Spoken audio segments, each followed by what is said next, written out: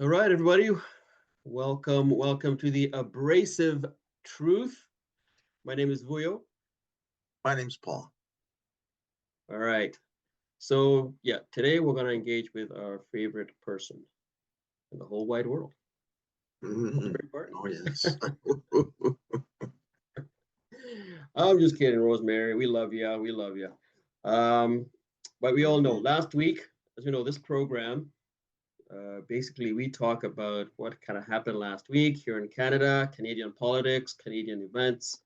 And of course, we have our friend, Miss Badu. Maryland, yes. Maryland Gladu? I think it's Gladu. We'll just call it Maryland. Maryland. She crossed the floor. Actually, this one was a big shock because she's very right-wing, very conservative, socially conservative. You know, she's pro-life. The way the vaccine was treated, she spoke out against the vaccine. So it's actually quite a shock. She's spoken out against floor crossers herself about how they need to stand up for elections if they. A reporter actually asked her, "So when are you going to resign your seat and stand for election?" She's like, "Yeah, when the law changes." Exactly. Oh, they're all politicians, right? Yeah. So they're politicians. There is some talk about, this is a setup. She crossed the floor to find out what is going on behind the scenes. Is Mark Carney, the Liberal Party, putting more money towards those that belong to the Liberal Party and not as, if any, if any money towards the parties that are not part of the Liberals? So there's talk about that, which if it turns out to be true, will be quite interesting. Wow. She's already let a little bit of the cat out of the bag in saying that her area will receive money as and she'll receive something personally as well. Yes, it benefits her personally as well. That's what she said, which is very interesting. Very interesting, right? So we'll see what happens. We'll see. But yeah, I thought we'd take a listen here to Rosemary Barton, and she had two interviews. She had on her show, she was interviewing Mark Gerretson. He's a Liberal insider. And then she interviewed a conservative guy. I forget his name now. But anyway, so I thought we'd see what was comment on what these guys were talking about. Because this morning I spoke to the Chief Government Whip, Mark Gerretson, about the floor crossing and a potential Liberal majority. Mark Gerretson, thank you for coming back to the show. Nice to see you. Thanks for having me, Rosemary. I'm going to start. You just got back from Montreal. It was a really, really big convention. What was it like in there, given the momentum that the party seems to have right now? I've been going to these things for 3 decades or so. I've never seen the kind of energy that I saw in the last few days. Yeah. And not just in like the main plenary where the speakers are, just in the hallways talking to people. 4,500 delegates is the most we've ever had, of which over half were brand new to being ever at a convention. So it was truly electric to see the people that were there, how excited they were, how optimistic they were.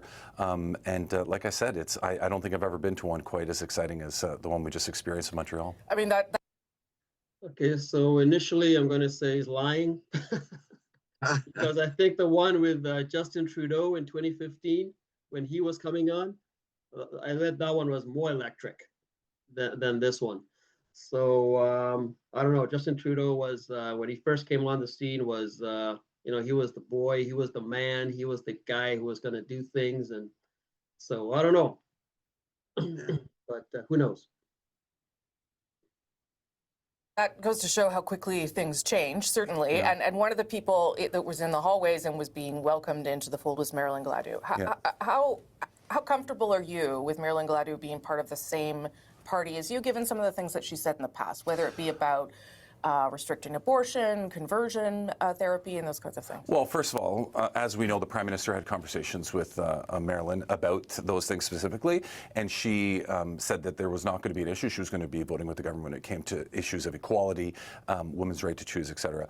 But, you know, I'll say this. 343 of us from across the country go into that room to debate our ideas.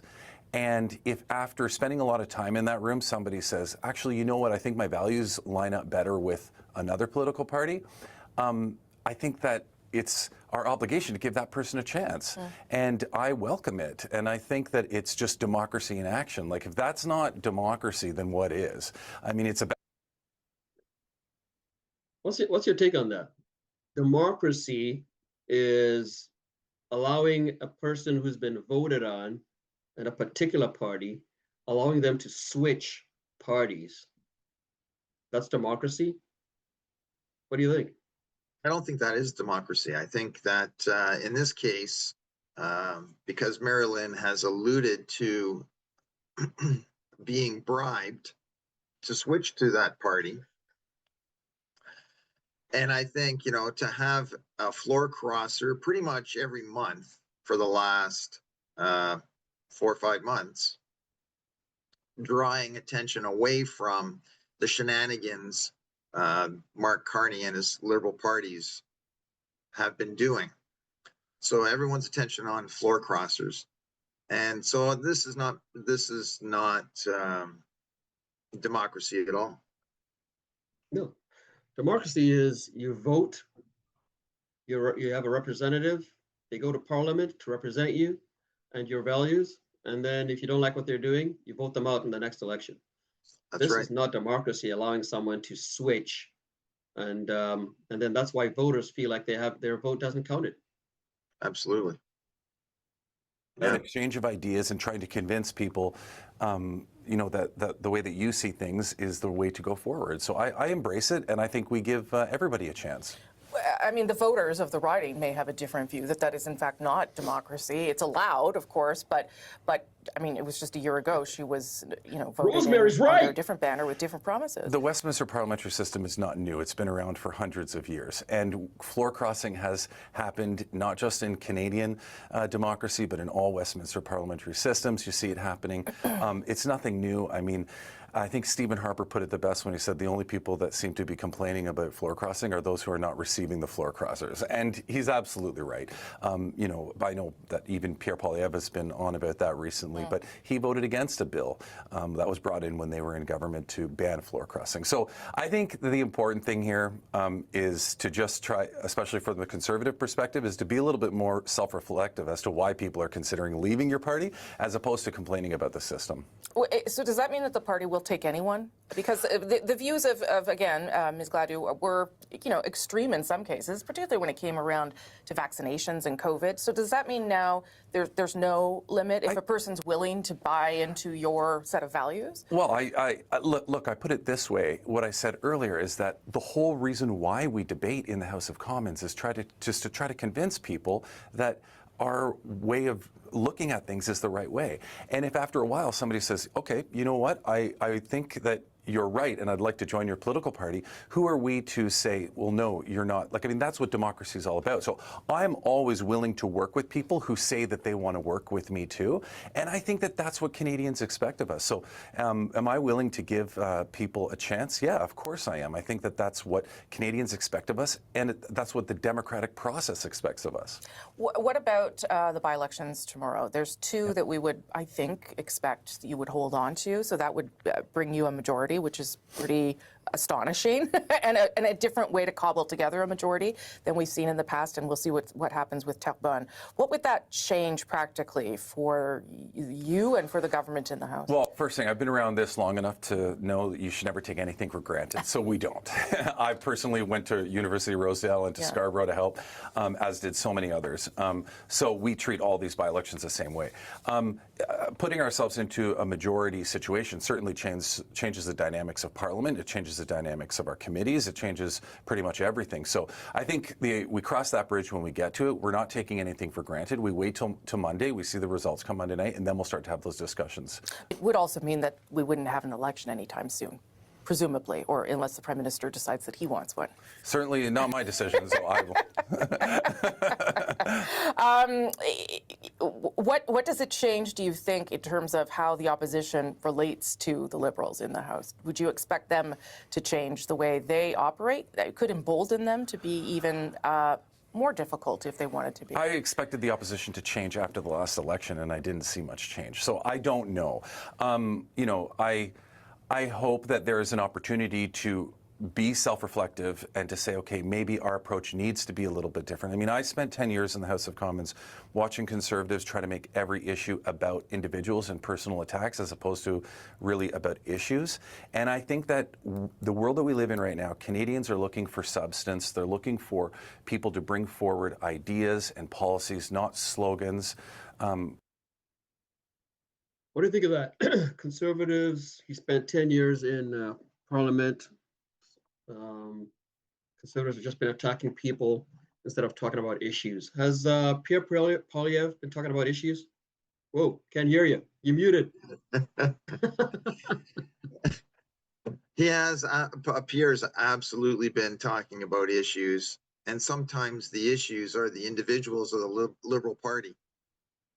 So Pierre, I think, has been doing a fantastic job at trying to bring the issues to the attention of the citizens of this country. And I think the citizens of this country are being duped. You know, Trudeau got elected because he had cute hair and cute socks. And here we are with Mark Carney. People saying, oh, you know, he's cute. I think he's going to be a good prime minister. You don't vote on the cuteness of people. You need to look at what they stand for. Pierre's been solid in what he's been standing for. No, there hasn't been much change. So Mark here is correct in that manner. His statement is incorrect in trying to. When he began speaking, he's trying to hide the lack of morals and values that the Liberal Party has by accepting anyone and everyone to just push up the majority. They're getting closer and closer to a majority. That's their goal, and they all stand to benefit in some way when that happens. And I'll go out on a limb and say financially. Yeah, no, he's dead. Obviously, Pierre's all Pierre's been talking about is issues. Even when he was going up against Trudeau, when he had that 25-point lead, and he was talking about you know, get rid of the carbon tax. Let's have a carbon tax election. He just spoke about issues. And now even with Carney, he's talking about issues. He's going on Rogan and Diary of a CEO. And all these podcasts and even in his speeches, he's talking about the issues of Canada and why he wants to bring Canada back to the glory days. And obviously the issues that Carney is trying to work through are his issues. He stole Pierre's issues. Yeah. And now we have it the way it is. I mean, yeah, totally Carney has said quite a bit, which is attractive to many people, and hasn't done anything. And he's been the prime minister for a year. So it's all empty talk. Yeah, we need to start seeing results. Anyway, let's it'll be interesting to what I'm hoping for is that the Liberals lose the Terrebonne, and after that happens, I suspect there'll be another floor crosser, because people are people, and you know, they're enticed with, you have the right price, they'll be enticed. Yeah, I think there's got to be more floor crossings. I think so too. All right, let's see what Mr. Majumdar. Affected to the governing party. Conservative leader Pierre Poilievre says those MPs should have to run again in a by-election. Absolutely. Mark Carney is saying to Canadians, your vote does not count, that he will overpower the decision that you made through dirty backroom deals that give him unrestrained power to raise your taxes and increase your costs. I feel badly for Ms. Gladew's constituents. She has said that members of Parliament that flip parties after they were elected promising to be in a different one should be forced to run in a by-election. I couldn't agree more. This comes, of course, as the Liberals gathered for their convention in Montreal, as we were just talking about, where they welcomed Marilyn Gladue, their newest member. And those Liberal sources continue to talk about more names to come, getting ready to cross the floor. Earlier, I spoke to a Conservative Alberta MP, Shuvaloy Majumdar, about the state of the Conservative Party. Shuvaloy Majumdar, thank you so much for joining me. Glad to be here. Okay, well, so we'll start with this fourth Conservative MP who has now joined the Liberal caucus, Marilyn Gladue. I think you would agree, a little more right-leaning than the other people that have left caucus, and I wonder what you think that says about how people are feeling inside Conservative caucus. Well, more importantly, I think a lot of these people, our colleagues in the House, are going to have to answer to the people that elected them. There's this particular compact that you get, and I'm only a new member of Parliament. I've been around for 2.5 years. But I've looked at a lot of our constituents right in the eyes and made a commitment to get the job done for them on their issues. So they're going to have to go back home and have an accountability with their people and explain to them why they did what they did and betrayed that confidence. It doesn't serve our democracy well to have this type of bait and switch happening, and ultimately these caucus members that have decided to cross are going to be held accountable by their own people. I mean, that's totally fair, but surely there is also a message for the Conservative Party and your leader in this as well. Because 4 is it's a big number in a short period of time. I worry about the message that this delivers to the Canadian public at large. Here's a country that has profoundly deep questions about trust in their institutions, trust in their democracy. And But let's just wait for Mr. Majumdar there. So Rosemary's question is a reasonable question. You have 4 people who have decided to leave the Conservative Party. And does that say something about the atmosphere in the Conservative movement? That people have decided that, hey, you know what, it's been since 2015. Some of them have been in opposition for 10 years. They're sick and tired of it. They'd like to be part of the government, and actually, it seems to me that Pierre Poilievre is not giving me any plum rolls. So what am I doing here? I'm out, it seems to me. So is there something wrong in the Conservative Party, do you think? Is there something with the leader that's just not jiving? No, I don't think that's the issue. I think the issue is, it comes down to math. So they look at the career, how many years they plan on being in that career, how much money are they going to make during that period, and what's going to be their retirement package after that career. So I think it comes down to the math, and I think that's what Carney is offering them. You can cross the floor, and I'll give you your buyout package right now. And all you have to do is give us the majority. You still get paid, but you get all that money up front. What do you mean buyout package? That's a what buyout package? So What's that? He's bribing all the politicians to cross the floor. That's what I think. Let's assume that's not what's happening. Well, what? So let's assume everybody's unhappy in the party then. It's an assumption. Those four it's an assumption. who have left. No. Yes. Yeah, they've left. Well, but you're assuming that there's a problem in the Conservative Party. I'm going to. I don't know. I'm asking. Well, I'm going to assume there's 4. That's a lot. Yeah, and 1 every month actually. So these are timed. Okay, these are timed floor crossings. Whatever. There's still 4. To draw attention away from other issues, right? So Mark Carney and his dirty shenanigans traveling to other countries for his Brookfield investments. This is what he's trying to draw attention away from. This is what he's trying to hide, right? So let's have a floor crosser. Oh, a big scandal draws attention away, makes the news. And let's not forget that all these corporate news companies are all bought and paid for by the Liberal government. Let's not forget that. So here we have all these corporate news outlets speaking well of the Liberal Party and speaking poorly of the Conservative Party. They are biased. They are not neutral, right? So it's a very big hill to climb for the Conservative Party.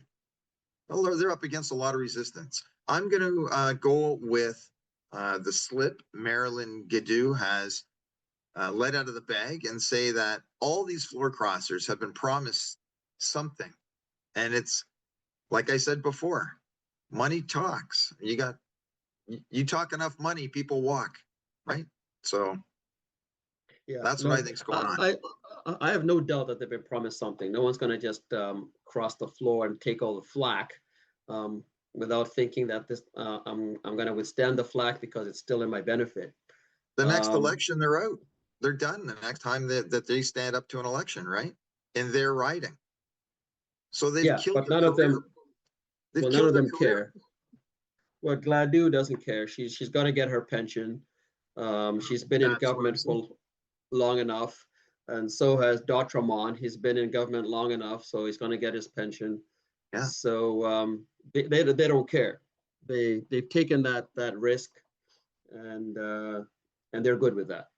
I mean, Carney stands to make billions of dollars from his investments in Brookfield. So he's steering everything for his billions of dollars that he's going to make. And if he has to pay out a few million to get that, that's a small price to pay. Yeah, I don't believe that they're being bribed financially, as in here's $1 million. That would be just because someone's gonna find that out. That's way too unethical. That's way too illegal, right? You got to give someone a plum job. You got to give someone a plum job. You got to give someone something like that, but not here's a suitcase full of cash. You know, that's not happening. That's not waiting for you after you've been unelected to take control of your riding. There'll be a suitcase of cash waiting for you. You can pick it up in Bermuda. No, that's where Carney's keeping his money. That's where he's keeping his money, in Bermuda there. That's why that's how he's avoiding paying all the tax. Right? That's what's going on. I reject that notion. I believe that strongly. These people have no morals, no values. And our democracy resulted in a narrowly contested election in which they wanted a minority Liberal parliament constrained by the constructive ideas of a Conservative opposition, an energetic Conservative opposition. It was a very contested election. That's what our democracy reflected, and that's what's being undermined today.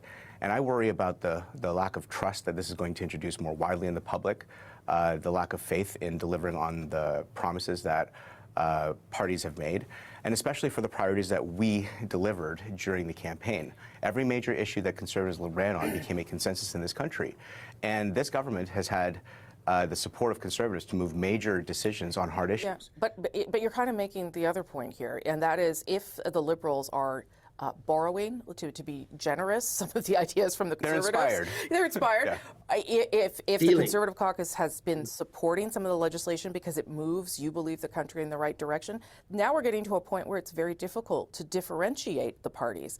And I wonder if that's part of the problem, that some people actually see the Liberal Party doing the things Conservatives have been talking about. Well, listen, for more than 8 million voters that Conservatives now represent, we have not seen a single result on the decisions that need to be taken, not on major infrastructure projects, not on crime, not on immigration, not on stemming. Well, some of it has started. Some of that stuff has He's started. had a year to make massive decisions to so-called build Canada strong, but he hasn't built anything.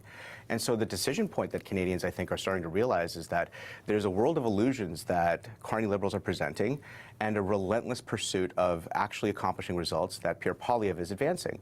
And that's the test. I mean, the Prime Minister himself had said, measure himself by the price of groceries. Well, we have a country now where half our people live paycheck to paycheck. Every report about food bank usage smashes the last record. It's a dystopian landscape out there, and the people of this country deserve a government that's working for them. Okay. All right. So Couldn't said it better myself. it's a dystopian landscape. It is. It's looking bad. Yeah, the Absolutely. food bank situation is it's atrocious in a country like Canada. You know, we call ourselves a first world country. It's looking bleak. Yeah. And Carney, we've given you a year. All right, listen to me. I know you listen to the program. So we've given you a year. You're gonna get your majority. Okay, you're gonna get your majority today. It's Monday, the elections. I believe you're gonna get it. Okay, great. How much longer now should we give you? Now you're going to be able to move your things forward with very little opposition. Yes, there'll be some opposition, you know, they can slow things down, but ultimately, once you've got a majority, you can do your thing. So do it. What?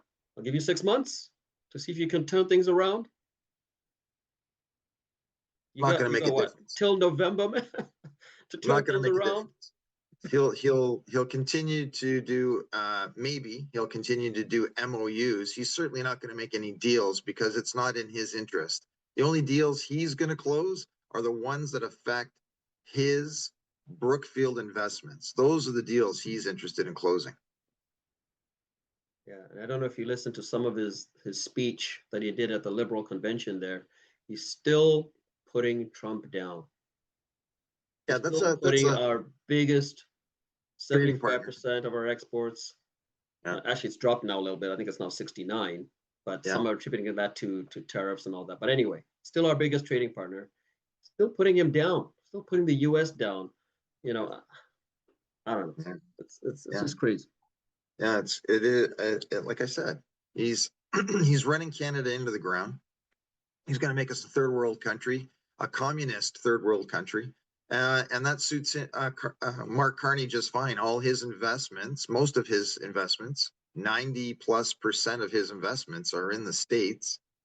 And so if he runs Canada into the ground, it just makes him more wealthy. Yeah. So he's not here for Canada. I'll be interested to see if he'll run again. I don't think he will. I think he's a one-time he's one-time prime minister. Absolutely. I don't see him running in 2029. Once he makes his billions, he's done. Well, we'll see, guys. Well, voters who are going out there to vote, if you want to vote for a Liberal majority, go for it.